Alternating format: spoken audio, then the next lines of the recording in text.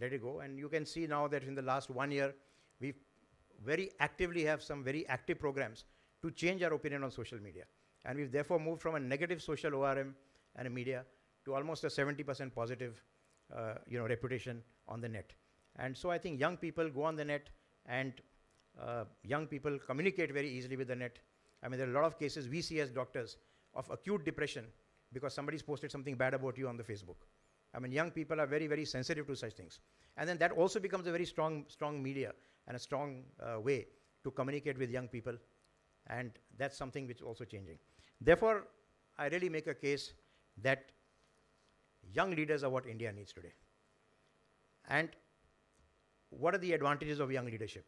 Dynamism, aspirational, techno-savvy, because without technology you can't do anything today. They have a longer shelf life. I mean, if you invest in them at a young age, you know they'll go the long distance.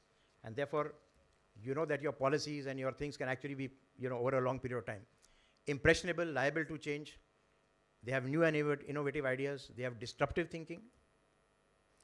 And I think a very important point is they are restless, they are impatient, and they are yearning for a quick change. I think what the country needs today is something which is disruptive, together with something which is with continuity. So you need continuity with disruption. I believe only young people can bring this about, because they have a change of mindset which is quite different. They're very restless, they want quick results, they want to see change. I'm saying, Satya showed in his video, Barack Obama. Let's go back 8 years, and let's see what was Barack Obama's rating in America. And let's talk about what is the rating today. Today it's not even 47%. So it has dropped hugely in the second term. And this is something which one could not think of at one time. But today, everybody wants a quick change. It's a young world, it's an impatient world, and people want to see quick results. And I think young people who realize that are actually able to make that difference. Also, I think a very strong favor, in a point in favor of India is the demographics. I mean, we all know that we have a young India. You can see, for example, that the workforce of India by 2020 is going to be 116 million people, while China is going to be only 94 million. So this is something which we can leverage to our advantage. If you look at the average age of India today, by 2030, the average Indian is going to be 29 years old. The average American is going to be 40 years old. The average Japanese is going to be 46 years old, European is going to be 47 years old, and the Chinese is going to be 50 years old. Now, if you look at this, you have a large workforce which you can actually tap. Also, if you think of all the healthcare costs that are going to rise, you know that everywhere all over the world, the national health scheme has failed. The American healthcare, model is not working very well. There are years of waiting lists for normal people to actually, common people to actually get surgeries done or to get availability of doctors. And this is only going to get worse. So India has an advantage. So how do we bring this democratic advantage and use it to make a positive change? I think I only want to make 3 or 4 points in this. And the first point, which I believe is a very strong thing that we should do, is skill development. And I want to present you 2 small points for skill development. There are only 5.5 million vocational courses in India. As against this, the US has twice as much, 11.3 million.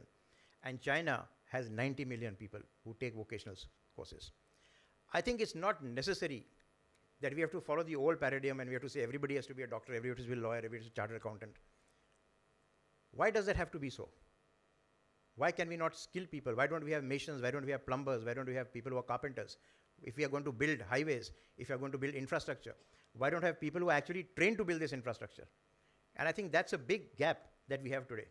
If you look at skilled workers all over the world, only 2% of India's workforce is actually skilled.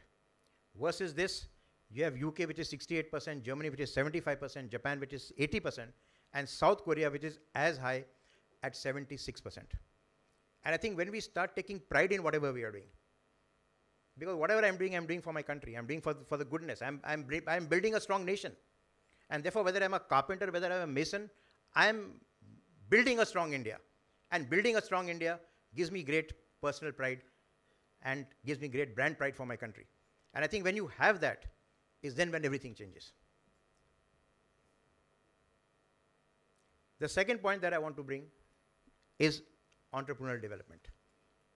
I'm saying how many times are we actually now going to look at all these IAS, IFS, I mean, I still remember my old patients coming to me and telling me, sir, Dr. Saab, my son-in-law is an IS officer, तो वो तो बहुत पैसा कमाएगा. So I want to, make sure that he should join the, administrative force, and they got a lot of weightage in matrimony. At one time, doctors, lawyers used to get weightages. We lost out to the IS officers, especially in the North Cadre. I mean, I've treated patients from all across India and across the world, and they actually come and tell me, this is an honest thing, they actually tell me, Dr. Saab, वो तो मेरा son-in-law तो बहुत ही, वो तो secretary बनेगा government में, and maybe or some UP or Bihar, and he's actually going to do very well. So I'm very happy that I've got a very, very good son-in-law. And I think this is a change. I think, why do we need to wait for that? Why don't we actually have entrepreneurship development? Why don't we encourage small-scale industries? Why don't we encourage small businesses? Why don't we give confidence to people that entrepreneurship is a good word, not a bad word, and that you can actually do very well? I think a lot of people, I talk to a lot of doctors as well, they tell me, how is it that you've got 149 clinics? How do you manage them? How do you get out of practice? What do you do? And the biggest thing I find that comes in the way is fear. There's a fear of uncertainty. There's a lack of confidence in facing the world. We are cocooned into what we are doing, and we think we are doing a great job. So I think, with young people, we need to encourage their entrepreneurial abilities. I mean, there are many examples all over the world today, and Bill Gates is one of them, one of the richest people of the world who was actually a college dropout. I mean, I'm proud to say that my younger son, I dropped him out of school in the 8th standard, and he studied privately, and he today runs a multinational company. And the reason why he dropped out was because he was not interested in studies. He wanted to just do music. And I was very happy that he learned music, because he plays 14 instruments and he's doing a great job. So I don't think that you have to have academic education, and I don't think that we should focus on that all the time. Zuckerberg at age 23 started Facebook, and you know that he earned 3.3 billion dollars.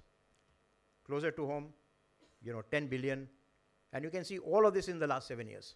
Most of these .com companies came up in 2007 and 2014. This is the kind of valuation they're getting. They are all done by young people. I mean, I cannot imagine in my lifetime, at age 63 today, there was ever this concept of becoming a billionaire by the time you're 30 years old. Only young people can do that. It's a new economy that allows you to do that. And I think we should encourage Indians to take up entrepreneurship. Of course, leadership is very important. I can only give an example of Infosys. Started with 4 people, 5 people, with a capital of 10,000 rupees, and today a turnover of 500 crore rupees. I mean, look at the way it has developed. And therefore, I think if you develop leaders at the right time, at the right point, you actually develop a very strong India. I believe that there are some other skills that also need to be developed. I'm not going to talk about them, but I'm going to mention them because I think they're important enough to be mentioned. Networking skills are very important today, not only in politics, not only in the Indian concept of jugaad, but today nobody can ignore somebody else. No man is an island entire to himself.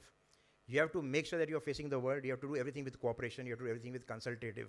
There's a consultative approach today in everything that we do, whether it's a nation, whether it's a company, whether it's a person, in interpersonal relationships. Those days are gone when you could be autocratic and just do whatever you had to do. Decision-making ability. I think today we are a product of whatever decisions we take. If we take the wrong decision, then we face it. If we take the right decision, then we actually benefit from it. Conflict resolution. I can't imagine a world without conflict. I'm saying India has conflicts with its neighbors, even though it is by far the strongest player in the subcontinent. But even small people can actually, twist it around its finger. You have to learn how to do conflict resolution. It's a very important thing. I think young people should be taught this. I'm saying none of these skills are taught in college. And I'm saying this should start, teaching for this should start in schools and then build up in colleges. Nobody teaches leadership. Nobody teaches critical thinking. Finally, I want to end by saying another very important thing for young leadership is communication. I think today the whole world runs on communication. I think one reason why Narendra Modi won is because his communication skills were fabulous. I think he was a great orator. I think he was able to cut through barriers. And therefore, I believe that we need to, for young people, we need to get them out of technology. We need to get them out from introspection. And we need to get them into engaging with other people around us. And I think if we start engaging with people around us, with our neighbors, with the person who's sitting next to me, and with people who are there, and we just get up and shake hands, rather than looking at our iPhones, I think we'll have a better and happier world. I want to end with this video. because this kind of summarizes what I want to say about young leadership and the way forward. I have 422 friends, yet I'm lonely. I speak to all of them every day, yet none of them really know me. The problem I have sits in the spaces between looking into their eyes or at a name on a screen. I took a step back and opened my eyes.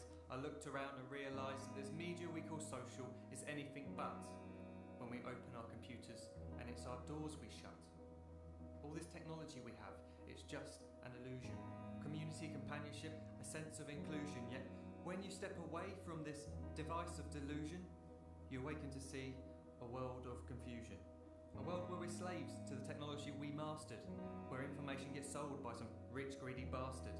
A world of self-interest, self-image, self-promotion, where we all share our best bits but leave out the emotion. We're at our most happy with an experience we share, but is it the same if no one is there? Be there for your friends, and they'll be there too, but no one will be if a group message will do.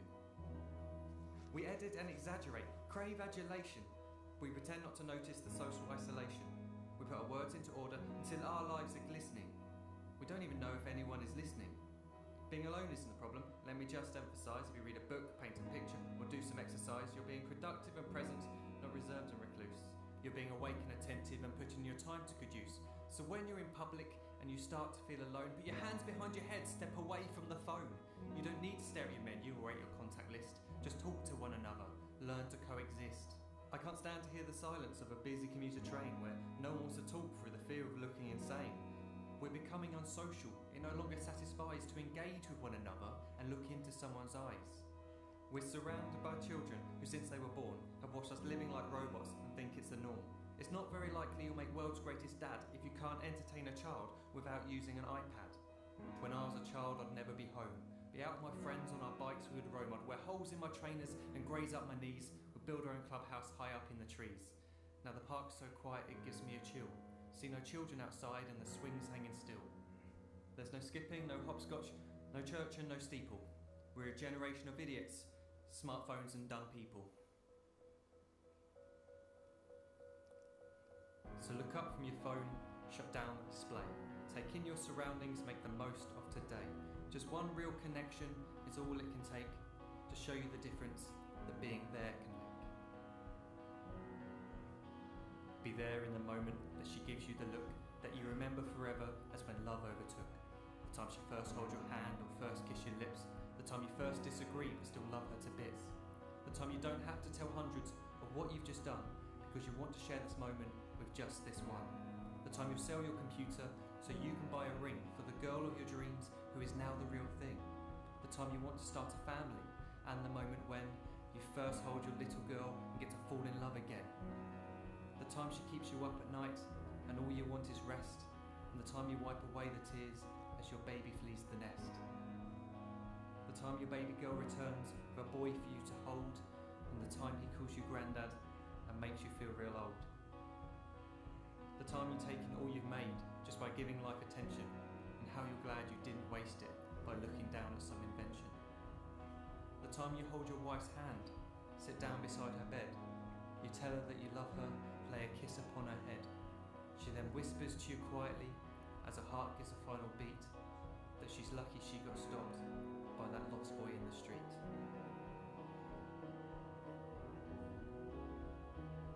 But none of these times ever happened.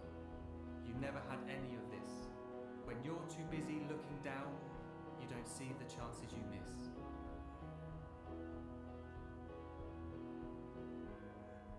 So look up from your phone, shut down those displays. We have a finite existence, a set number of days. Don't waste your life getting caught in the net, as when the end comes, nothing's worse than regret. I'm guilty too of being part of this machine, this digital world we are heard but not seen, where we type as we talk and we read as we chat, where we spend hours together without making eye contact. So don't give in to a life where you follow the hype. Give people your love, don't give them your like. Disconnect from the need to be heard and defined. Go out into the world, leave distractions behind. Look up from your phone, shut down that display. Stop watching this video, live life the real way. Thank you very much.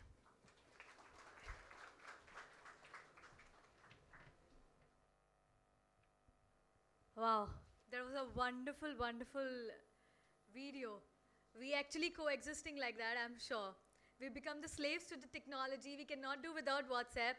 After finishing this function, of course, I'm gonna WhatsApp my friends. Hey, I did this wonderful event where I had dignitaries with me. Yes, I'm gonna be in touch with them, but yeah, like you said, shut down that phone and look up. And I'm here in real looking up to all of you.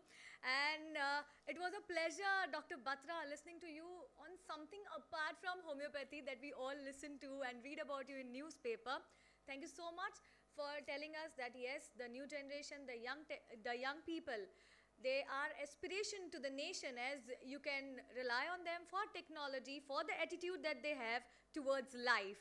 And of course, I'm gonna call Mr. Satya one more time onto the stage to present